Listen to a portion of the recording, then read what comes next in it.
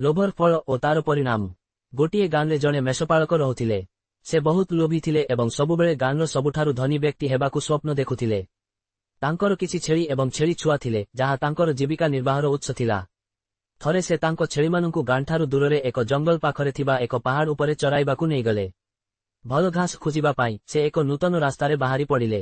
ସେ କିଛି ଦୂର ଯିବା ପରେ ହଠାତ୍ ପ୍ରବଳ ବର୍ଷା ଆରମ୍ଭ ହେଲା ଏବଂ ପ୍ରବଳ ପବନ ବହିବାକୁ ଲାଗିଲା।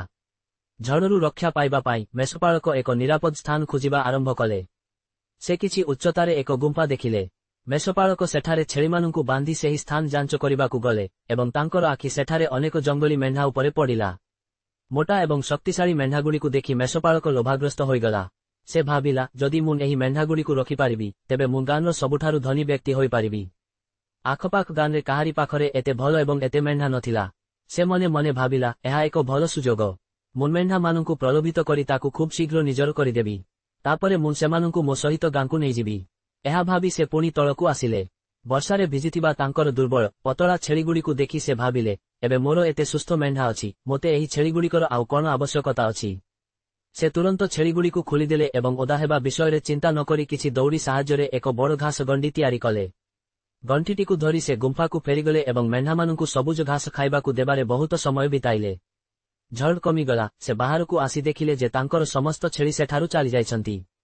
ଛେଳିମାନଙ୍କୁ ଯିବା ଦେଖି ମେଣ୍ଢାପାଳକ ଦୁଃଖିତ ନଥିଲେ, ବରଂ ମାଗଣାରେ ଏତେ ଭଲ ମେଣ୍ଢା ପାଇ ଖୁସି ହୋଇଥିଲେ। ଏହା ଭାବି ସେ ଗୁମ୍ଫା ଆଡ଼କୁ ଫେରିଗଲେ, କିନ୍ତୁ ବର୍ଷା ବନ୍ଦ ହେବା ମାତ୍ରେ ମେଣ୍ଢାଗୁଡ଼ିକ ଦୌଡ଼ି ପଳାଇ ଅନ୍ୟ ଦିଗକୁ ଚାଲିଗଲେ। ସେ ଶୀଘ୍ର ସେମାନଙ୍କ ପାଖକୁ ଦୌଡ଼ିଗଲେ ଏବଂ ସେମାନଙ୍କୁ ନିଜ ସହିତ ନେବାକୁ ଚେଷ୍ଟା କଲେ। କିନ୍ତୁ ଏତେ ମେଣ୍ଢା ଥିଲେ ଯେ ସେ ଏକା ସେମାନଙ୍କୁ ନିୟନ୍ତ୍ରଣ କରିପାରିଲେ ନାହିଁ। କିଛି ସମୟ ମଧ୍ୟରେ ସମସ୍ତ ମେଣ୍ଢା ତାଙ୍କ ଦୃଷ୍ଟିରୁ ଅଦୃଶ୍ୟ ହୋଇଗଲେ। ଏସବୁ ଦେଖି ମେଷପାଳକ ରାଗିଗଲା ଏବଂ ଚିତ୍କାର କଲା, ମୁଁ ତୁମ ପାଇଁ ବର୍ଷାରେ ମୋର ଛେଳିମାନଙ୍କୁ ବାହାରେ ଛାଡ଼ି ଦେଇଥିଲି। ମୁଁ ଘାସ କାଟି ଖାଇବାକୁ ଦେବା ପାଇଁ ବହୁତ ପରିଶ୍ରମ କଲି, ଆଉ ତୁମେ ସମସ୍ତେ ମୋତେ ଛାଡ଼ି ଚାଲିଗଲ। ତୁମେ ପ୍ରକୃତରେ ସ୍ୱାର୍ଥପର। ମେଷପାଳକଟି ବିଚଳିତ ହୋଇ ସେଠାରେ ବସିଗଲା। ତାର କ୍ରୋଧ ଶାନ୍ତ ହେବା ପରେ ସେ ଅନୁଭବ କଲା ଯେ ମେଷମାନେ ସ୍ୱାର୍ଥପର ନୁହନ୍ତି, ବରଂ ସେ ନିଜେ ସ୍ୱାର୍ଥପର, ଯିଏ ଜଙ୍ଗଲୀ ମେଣ୍ଢା ଲୋଭରେ ପଡ଼ି ତାର ନିଜ ଛେଳିଗୁଡ଼ିକୁ ମଧ୍ୟ ହରାଇଦେଲା। କାହାଣୀରୁ ଶିକ୍ଷା। ଏହି କାହାଣୀ ଆମକୁ ଶିକ୍ଷା ଦିଏ ଯେ ଯେଉଁ ବ୍ୟକ୍ତି ସ୍ୱାର୍ଥ ଏବଂ ଲୋଭରେ ପଶିଯାଏ ଏବଂ ନିଜ ପ୍ରିୟଜନଙ୍କୁ ଛାଡ଼ିଯାଏ, କେହି ତାର ନିଜର ହୋଇପାରନ୍ତି ନାହିଁ ଏବଂ ଶେଷରେ ତାକୁ ଅନୁତାପ କରିବାକୁ ପଡ଼ିଥାଏ।